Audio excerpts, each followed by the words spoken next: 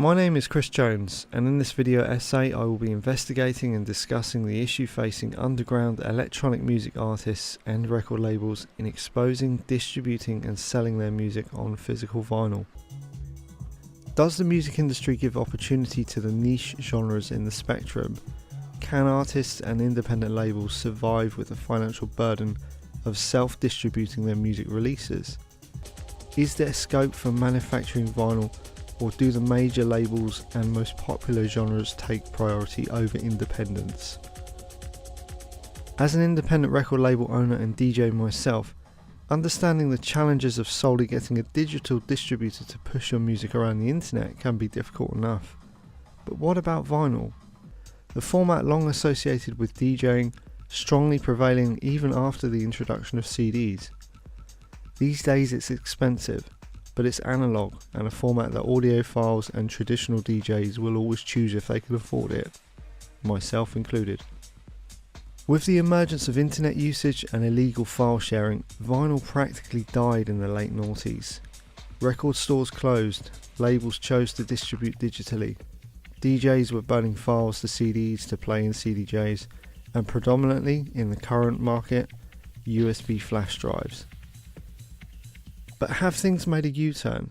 The British phonographic industry released figures in 2017 stating that vinyl sales had peaked to the highest point in 25 years during 2016, rising by 53% since 2015. However, does this reflect on independent record labels sharing music from popular yet niche genres such as techno? Or does it merely reflect on pop music fans wanting a physical possession instead of merely a digital music file? With a number of popular music legends passing away in recent years, notably David Bowie, George Michael and Prince, are fans solely investing in a hard copy as such instead of seeking a purist vintage style quality recording? But aren't a lot of people buying it like a souvenir? So they love the band, they're obviously not listening on vinyl most of the time, they've got their headphones on and they're listening. Anecdotal evidence suggests that many music fans do not understand that the music they stream or even purchase on sites such as iTunes and Beatport are considered a lease, not ownership. However, purchasing a record enables fans to actually own a copy of the music waveform scratched into vinyl. With vinyl records now to be found in high street supermarkets such as Sainsbury's, is the demand increasing for niche genres or merely popular artists represented by major labels?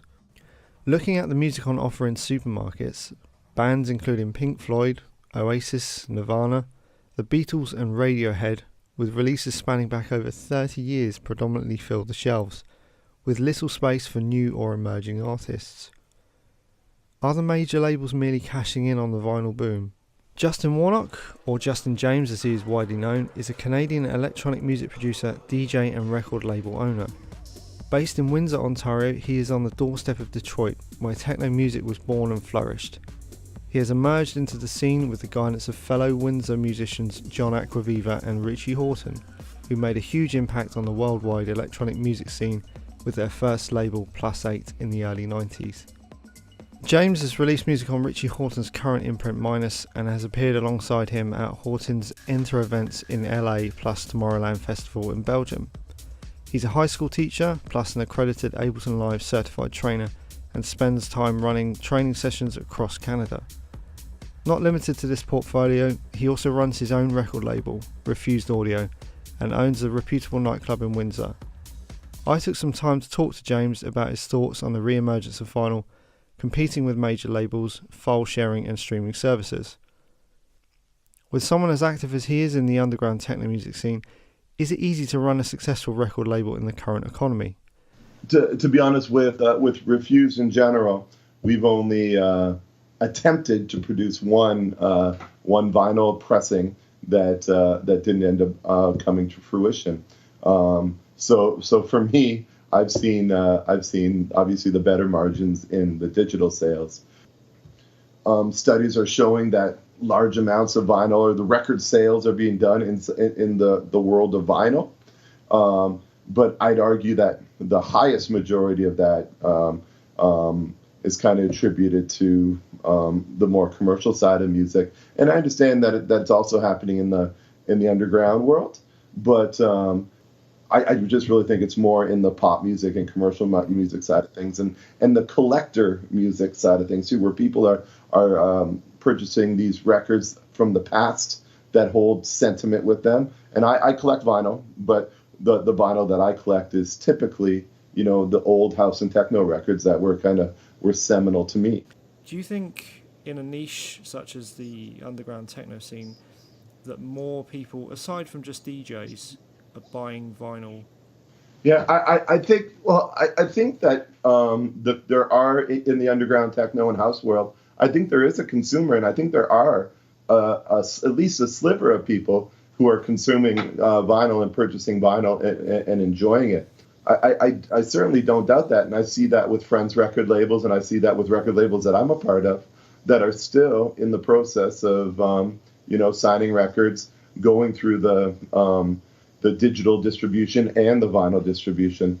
But I just, from what I've seen that, and from the royalty statements that I've seen through record labels like Minus and SciTech and whatnot, who have produced both vinyl and digital releases, I still see the lion's share of my residuals are from the digital distribution side of things. So the MP3 or WAV format side of things. I frequent record shops wherever I travel, and having visited stores in Paris, Barcelona, Berlin and London, there's no shortage of vinyl in the underground electronic music niche.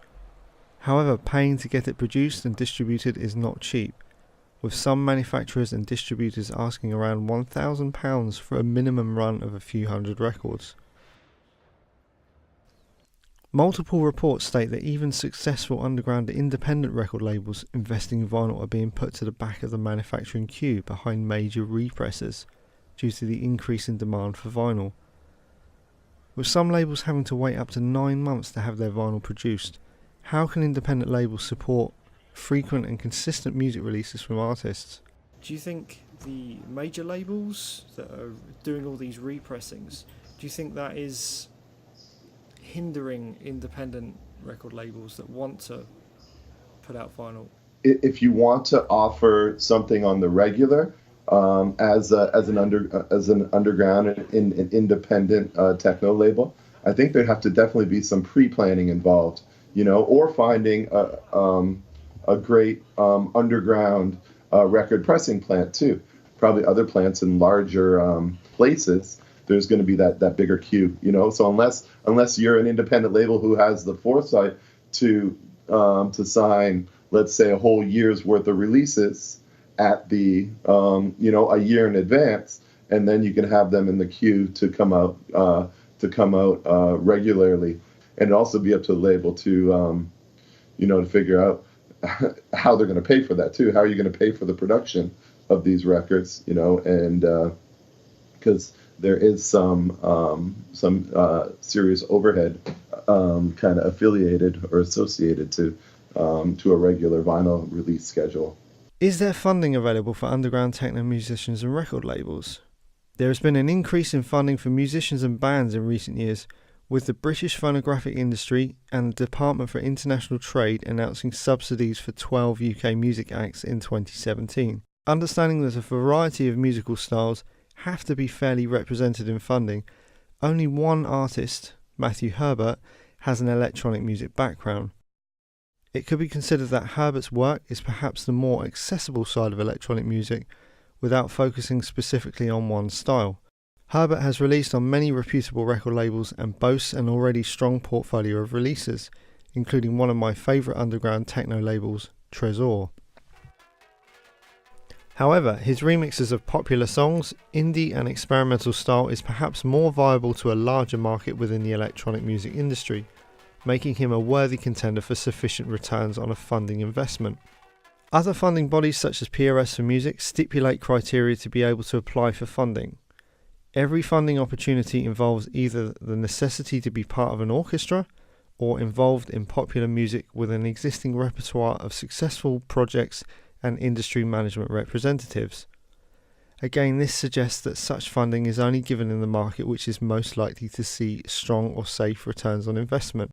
Emerging as a new label requires financial investment and consistent scheduled releases to avoid slipping through the net unnoticed. With manufacturing costs so high and production delays due to repressed demands by major labels, is there hope for small independent labels to gain enough momentum to increase their exposure and receive monetary return for artists? Many artists and record labels are turning to platforms such as Bandcamp to self-promote, sell and distribute their music, with Bandcamp reporting in 2017 that growth in physical sales was led by vinyl, up 54%, CDs, up 18%, and cassettes, up 41%. Plus, revenue from the 3,500 independent labels on Bandcamp grew 73%, and more than 600,000 artists have now sold something through the site. Regardless of how encouraging these statistics seem on a broad scale, they perhaps do not define which genres are benefiting from the growth. As Fitzgerald wrote for leading electronic music publication Resident Advisor, there aren't many millionaires in this industry. In fact, even house and techno's most successful artists are minority interests in the wider world, comfortably outsold by moderately popular rock bands. If one label sells 3,000 pieces of vinyl per release and another 300 per release, neither are massively successful and neither come even close to mass popularity. The truth is, throughout the dance scene, few are making a fortune and most are merely managing, or worse. He summarises why this is perhaps the case, explaining that the most obvious reason why is that techno music just doesn't resemble other more successful genres. There are few lyrics, even fewer traditionally structured songs, and not many personalities. The artists who do enjoy commercial success tend to sound markedly different from the house and techno music you hear in nightclubs, suggesting that there is only so much of a market for sparse and repetitive electronic sounds. Do you think there's a future in crowdfunding for record releases and, say, using a platform like Bandcamp without perhaps using a distributor? To be honest, I think that's the most viable way from not only from overhead, because if I decide to go to press a record today and I need the overhead for that, that there's some serious expenditures there, so you're talking thousands of dollars per release if you're and that's for maybe 100 records or 200 records or 250 records, depending what the minimum is for that pressing plant. I think that there's huge overhead going the non-crowdfunded route, right? And I see more and more bands, whether it's making physical or digital records, but certainly in the physical side of things, reaching out to people using some kind of crowdfunding source, to kind of and treat it as a pre-sale.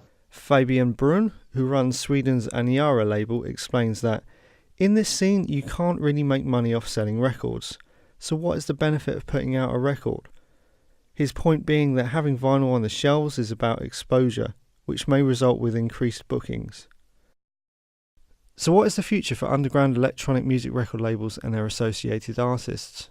In conclusion, it could be considered that vinyl is a physical medium that requires an investment of passion without necessarily providing financial return. Something to keep labels and artists visible in a saturated market of digital file sharing and streaming. It is clear that there are minimal funding options for creatives in this niche economy. However, if the investment is available, undeniably there will be an increase in vinyl opportunities. But is that what the underground electronic music scene wants? Or does it want to stay underground?